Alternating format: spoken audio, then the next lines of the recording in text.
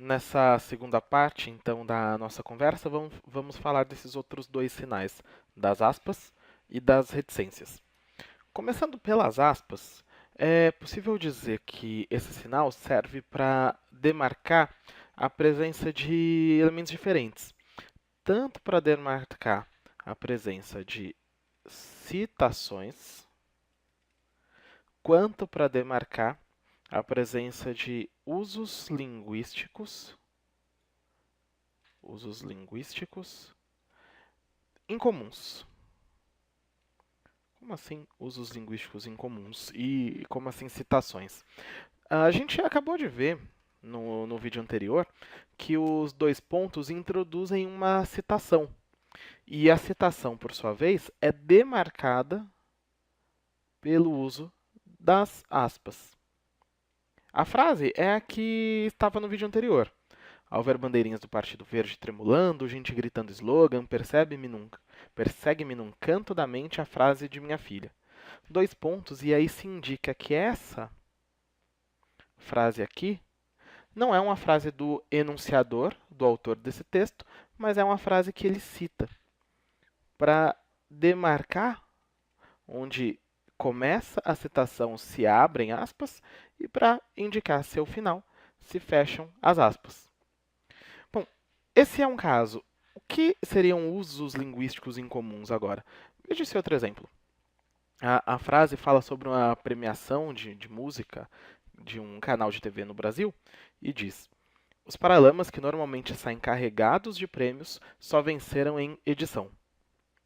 Aqui o que acontece é, para se intensificar o quanto os Paralamas do Sucesso eram premiados nas outras edições, se disse aqui que eles saíram carregados de prêmios.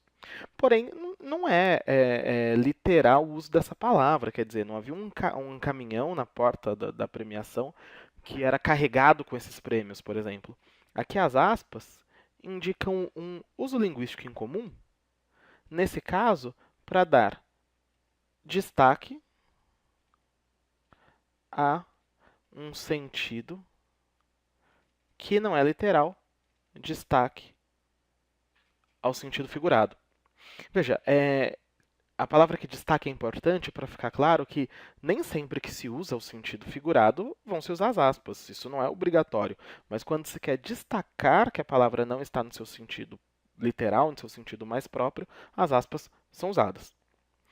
Ainda pensando em usos linguísticos marcados pelas aspas, veja aqui essa outra frase. Ela diz: o Prêmio Darwin, que homenageia mortes estúpidas, foi instituído em 1993. Bom, pelo título Prêmio Darwin, é já possível entender por que certas mortes são aqui premiadas. Né? É, essa frase é bom apontar, estava numa questão de um vestibular FUVEST e se pedia exatamente para se analisar o uso das aspas aqui.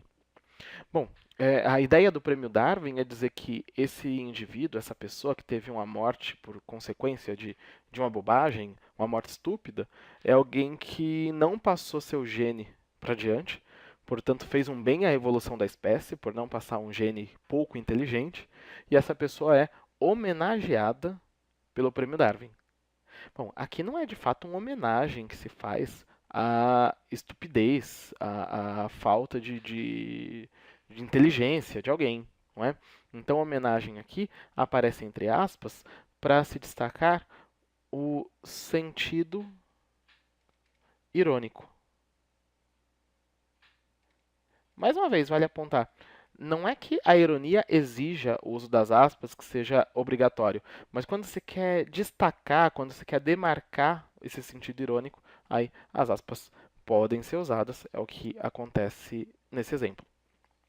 Vou te mostrar um último exemplo, pensando ainda nesses usos linguísticos inusitados, da mesma questão do vestibular FUVEST. Era uma outra frase que estava em outra alternativa, e ela dizia assim: em fazendas de Minas e Santa Catarina, quem aprecia o campo pode curtir o frio ouvindo causos à beira da fogueira. Causos aqui, numa outra variedade linguística, são histórias. Mas para fazer referência a esse universo das fazendas de Minas e Santa Catarina, se usa aqui um termo regional. No entanto, observe que o texto como um todo não adota um vocabulário típico de uma região. Então aqui as aspas são usadas demarcando a palavra causos como, como um termo proveniente de uma outra variedade linguística. Quer dizer, nesse contexto, a palavra causos aparece também como um exemplo de uso linguístico incomum. Bom, essas são as aspas. Agora, passando para as reticências, é bastante simples identificar o que as reticências expressam. Elas marcam uma ruptura do enunciado, sempre. O que vai variar, porém, são as motivações dessa ruptura, e para isso é importante observar cada contexto. Num primeiro exemplo, peguei aqui um fragmento de texto que foi usado no vestibular da PUC São Paulo, um texto do Monteiro Lobato, que leva o título Estradas de Rodagem. Diz assim, é o início dele. Comparados os países com veículos, veremos que os Estados Unidos são a locomotiva elétrica, a Argentina um automóvel, o México uma carroça e o Brasil um carro de boi. Você vê que a autoestima do brasileiro Monteiro Lobato não estava lá muito alta aqui nesse período. Não é? O primeiro destes países voa, né, a locomotiva elétrica. O segundo corre a 50 km por hora, né, que era aqui o automóvel. O terceiro, apesar das revoluções, tira 10 léguas por dia, a carroça. Nossa! Veja, era de se esperar que, assim como ele disse a velocidade de um que voa, de outro que vai a 50 por hora, de outro que vai a 10 léguas por dia, fosse dita qual é a nossa velocidade do Brasil aqui, que foi tomado por ele como um carro de boi. No entanto, ele preferiu não mencionar essa velocidade, deixando a cargo do próprio leitor concluir.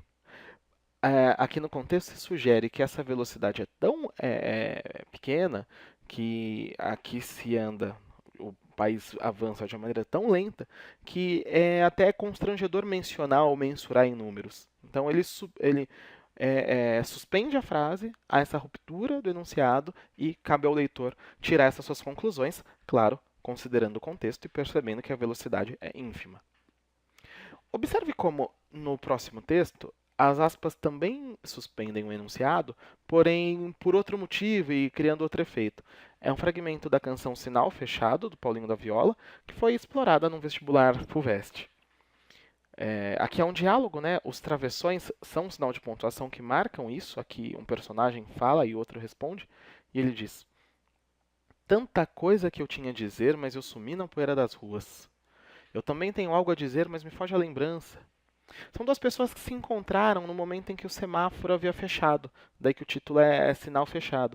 E naquele breve espaço, elas tentam ali um diálogo, mas é um diálogo atropelado, um diálogo atabalhoado por conta da circunstância. Então o que acontece aqui é que esse personagem queria dizer alguma coisa, mas ele suspende a frase por faltar o que dizer naquele contexto tão breve, naquele encontro tão fortuito, que aqui acaba revelando uma amizade que essas pessoas queriam manter, mas não conseguem por conta da correria da vida cotidiana. O outro também tem algo a dizer, mas ele não consegue seguir com seu enunciado porque foge a lembrança e ele quer dizer, mas as informações, as ideias não vêm, também por conta dessa rapidez do encontro, por conta dessa brevidade em que os dois conversam. Veja que, diferentemente do que aconteceu aqui, a gente consegue supor, ainda que de uma maneira ampla, qual seria a continuação dessa frase. Alguma velocidade muito baixa para se criticar a maneira como o Brasil avança. Aqui não. Aqui não se identifica uma expressão específica, uma ideia específica que completaria essa frase. A suspensão por si é importante para mostrar que essas pessoas gostariam de conversar, mas lhes falta assunto, lhes falta tempo, lhes faltam condições para isso. Então, seja em um caso, seja em outro, as reticências estão aqui marcando uma ruptura do enunciado. Bom, aqui na sequência, as questões vão explorar aspas e reticências. Peço que você faça aí esses exercícios.